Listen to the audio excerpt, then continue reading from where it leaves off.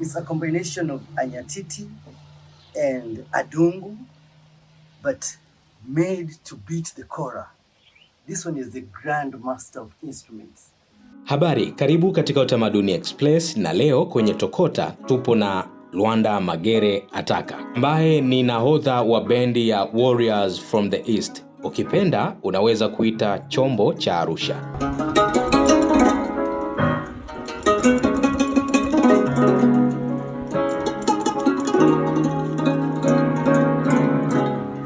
Mpaka hivi sasa ni miaka 23 inayohesabika kwenye alama toka kuanzishwa kwa bendi hii, huku ikihusisha muziki wa reggae na muziki wa asili.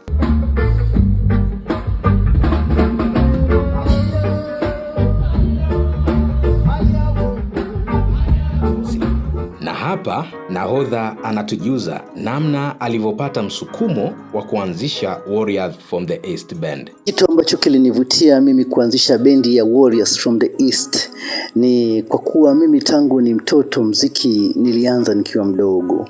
Muziki uliniingia nikiwa mdogo sana. Nakumbuka memory ya mwanzo kabisa nikiona mpiga gitaa akipiga kwenye TV, basi nikawalilia wazazi wangu kuwa naomba gitaa.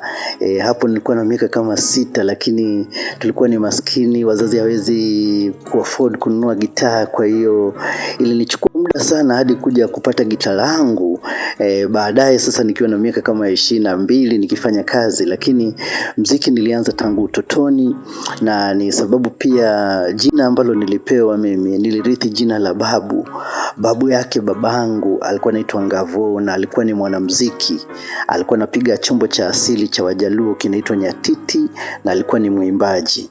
Kwa hiyo mimi bila kujua muziki uliniingia toka udogoni, na nikawa na dhamira ya kufanya muziki toka ni mtoto. Kwa hiyo nilianza kufanya muziki hata shuleni kwenye matamasha mbalimbali. Sasa nilipofika ukubwani baada ya kuanza kufanya kazi, ndipo nikaamua sasa kuchukua muziki kama ajira yangu, nikiwa na miaka 23. Man. Muziki wa asili umekuwa ukitumika kama dhana ya kukuza asili ya Afrika. Kama nahodha wa bendi, dira ya Warriors from the East ni nini? Dira kuu ya bendi yetu kwenye muziki wa asili ni kuhakikisha kuwa huu muziki wa asili unatambulika kimataifa. Vyombo vyetu vya asili kutoka hapa Afrika Mashariki kama vile zeze, vinubi, ngoma, kalimba, marimba, tuna dhamira ya kuhakikisha kuwa vyombo hivi vya asili vinatumika kwenye ala za muziki na vikatambulika kimataifa. Na tutavitambulisha vipi? Kwa kupitia muziki yetu sisi wenyewe wana Afrika Mashariki hapa Tanzania. Tungependa kuona wanamuziki wengi wakitumia hivi vyombo vya asili kwenye muziki yao, kwenye matamasha, na hii ndio dira yetu kuu kwenye muziki wa asili. Okay. Ni kwa namna gani mnachanganya ladha ya kisasa na ala za kijadi bila kupoteza utambulisho wa asili? Ni kuwa kwanza tunapoanza kutunga zile nyimbo zetu tunazitunga kwa lugha zetu za asili. Kwa mfano tunatunga kwa lugha za Kijaluo, lugha ya Kimasai, Kiswahili, na zinakuwa na mahadhi ambayo imebeba historia ya jamii husika au shida na matatizo ya jamii husika hapa nyumbani Afrika. Kwa hiyo tukishatunga zile nyimbo, sasa tunapoanza kuweka ala, zile ala tunazotumia tunachanganya, kwa mfano gitaa na vinubi, zeze. Mimi pia napiga saxophone, kuna mpiga kinanda, kuna mpiga ngoma, lakini midundo ile tunayopiga zinakuwa zimebeba hadhi ya Kiafrika, zinakuwa zimebeba asili ya Kiafrika. Kwa tunachanganya vinubi, zeze, ngoma, kalimba, marimba kwenye hizi ala na kutoa muziki ambao unaitwa Nile Blues. Nile Blues ni muziki ambao tumeitambulisha kama Nile Blues, kwa muziki ambao unabeba makabila yaliyoishi kwenye ukanda wa mto Nile. Maana sisi makabila mengi ambayo tunaishi hapa Afrika Mashariki, especially Tanzania, ukanda wa ziwa, chimbuko letu ni kwenye ukanda wa mto Nile, ambapo ni kule Sudan na Misri. Na baada ya kushuka kutoka kule, makabila haya yaliingia Ethiopia, yakaingia Uganda, mengine yakaingia Kenya, yakaingia Tanzania, kama vile wa Maasai, Wajaluo, na wapo wengi, makabila mengi kama haya. Kwa hiyo muziki wetu tumeutambulisha kama Nile Blues. Muziki unawakilisha midundo kutoka kwa makabila yaliyoishi kwenye ukanda wa mto Nile. Mganga mkuu, mganga mkuu, mganga wa muziki. Unadhani kizazi cha sasa kinaelewa na kuthamini muziki wa asili?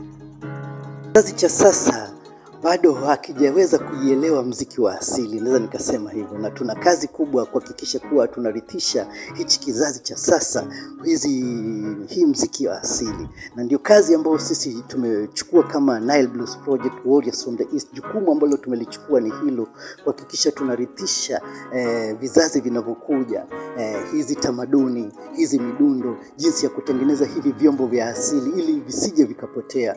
Na mimi ningependa kuwashauri kizazi cha sasa kuwa wakiweza kuchanganya hizi midundo ya asili, wakiweza kuchanganya hizi ala za asili au kupiga hizi vyombo vya asili, muziki wao na utaweza kuwa kwa kasi zaidi na kutambulika duniani. Tukiangalia kule Afrika Magharibi, kule West Africa, wameweza kutumia chombo chao kama vile kora na kutambulisha muziki wao duniani. Sasa hivi kuna wanamuziki wakubwa duniani, wote wanatambulika kupitia chombo chao cha asili ambacho ni kora, kama vile Ali Fakature, Saif Keita, Mamadou. Wapo wengi sana wanatambulika duniani, wanatumia vyombo vya asili. Kwa hiyo sisi dhamira yetu tungependa kuona kizazi hichi cha sasa kikiweza kutoka na vyombo vya asili na kuvitambulisha duniani. Ni ala zipi za kijadi mnazozitumia mara kwa mara kwenye maonyesho yenu? Jadi ambazo tunatumia zaidi kwenye muziki wetu ni kama vile adungu. Adungu kwa Kiswahili kinaitwa kinubi. Tunatumia pia ala za nyatiti kutoka kwenye makabila la Wajaluo. Tunatumia ala kama vile zeze kutoka kwa makabila ya Wagogo. Tunatumia pia marimba na kalimba. Hizi ndio ala tunatumia kwenye muziki wetu mara kwa mara. It's a combination of anyatiti and adungu.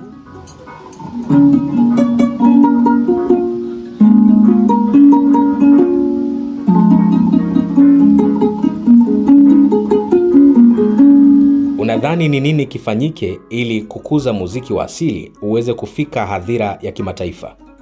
Kwanza ni sisi wenyewe kwanza wazawa kuitambua na kuipenda hii muziki wa asili. Maana unaambiwa kuwa ukipenda cha kwako basi na hata jirani yako ataweza kukipenda. Kwa hiyo kwanza ni sisi wenyewe wa Tanzania, wa Afrika kuvipenda hivi vyombo vyetu vya asili, kupenda huu muziki wetu wa asili. Cha pili ni serikali na vyombo husika kuongeza nguvu zaidi na kuongeza udhamini zaidi kwenye wapigaji na watengenezaji wa hivi vyombo vya asili.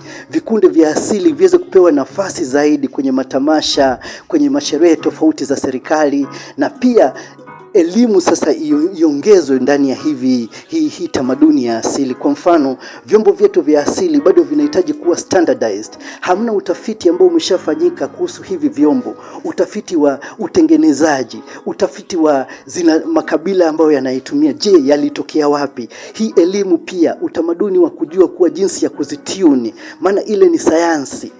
Kutengeneza hivi vyombo ni sayansi ya hali ya juu, na hadi uweze kuvitune uweke kwenye key, yani kwenye zile scale zile. Hii hapa ni sayansi ya juu sana. Kwa hiyo bado utafiti unahitajika kufanyika na serikali na vyombo ambavyo vinahusika na sanaa kuweza kutafiti zaidi na kujua jinsi gani mababu walikuwa wanatengeneza hivi vyombo, jinsi gani walikuwa na vitune na kwa nini walikuwa na zitune kwenye scale hizo. Na hii ni elimu ambayo tukiweza kufanya, nadhani itaweza kuiboresha zaidi utengenezaji wa hivi vyombo na kurithisha zaidi kwenye jamii husika, jamii inayotuzunguka. Mwisho kabisa, una jambo gani la kuambia wadau wa Utamaduni Express? Man, ujumbe wangu kwa wasikilizaji wote na mashabiki wa Utamaduni Express ni kuwa tuko mahala pazuri sana sasa hivi Afrika, na maana yangu ni kuwa sababu Afrika imeanza kuamka. Tumetoka kwenye miaka zaidi ya 600 ya utumwa, miaka 100 ya ukoloni. Kwa hiyo bado tulikuwa ni wachanga kwenye hii dunia, na Afrika tamaduni yetu ilikuwa imepotea, tamaduni yetu ilikuwa imekandamizwa kama kitu kibaya. Lakini sasa hivi Waafrika tumenyanyuka, vijana tumenyanyuka, mababu wameshanyanyuka na wameturithisha hizi tamaduni. Kuna wengi ambao wana vipaji vingi, na sio hivi tu vya mziki. Kuna wengine wana vipaji vya kucheza, vipaji vya kuimba, vipaji vya kucheza hata mpira, kucheza aina mbalimbali ya fani. Na hii inaonyesha jinsi gani kizazi cha Afrika kinanyanyuka. Kuna utabiri ambao ulikuwa hapo zamani wa Kinubi, wetu Wanubi, ulikuwa unasema kuwa siku moja Wanubi watanyanyuka tena. Wanubi wataweza kunyanyuka na kuitawala dunia kama tulivyofanya enzi za kina Pharaoh, enzi za kina Mafaro kule Misri, kule Sudan. Kuna utabiri ambao ulikuwepo toka enzi na enzi, unasema kuna siku Wanubi watanyanyuka tena. Na mimi napenda kutangaza kwa wasikilizaji wa Utamaduni Express kwa wakati huo ndio sasa. Tumeshanyanyuka, elimu tumeshaipata, na sasa hivi tumeshairithi na tunaitumia kwenye muziki yetu, tunaitumia kwenye kazi zetu kuelimisha na kufundisha, na tunahakikisha kuwa hii elimu ambayo tuliyopata kutoka kwa mababu tunairithisha kwenye jamii inayotufaa, inayokuja, kwenye kizazi kinachokuja. Hii hapa ndio ujumbe wangu kwa wasikilizaji wote wa Utamaduni Express. Tuendelee kusupport muziki wa utamaduni. Sisi kama Warriors from the East tupo kwenye mitandao yote ya jamii. Tufuatilie kwenye page zetu za Instagram, page ya YouTube, page ya Facebook. Tafuta tu jina la Warriors from the East, ni kwa Kiingereza. Unaandika WARRIORS, alafu unaandika from the East. Ni kwa Kiingereza, Warriors from the East. Tutafute na utaweza kuona kazi zetu sehemu ambapo tunapopiga matamasha.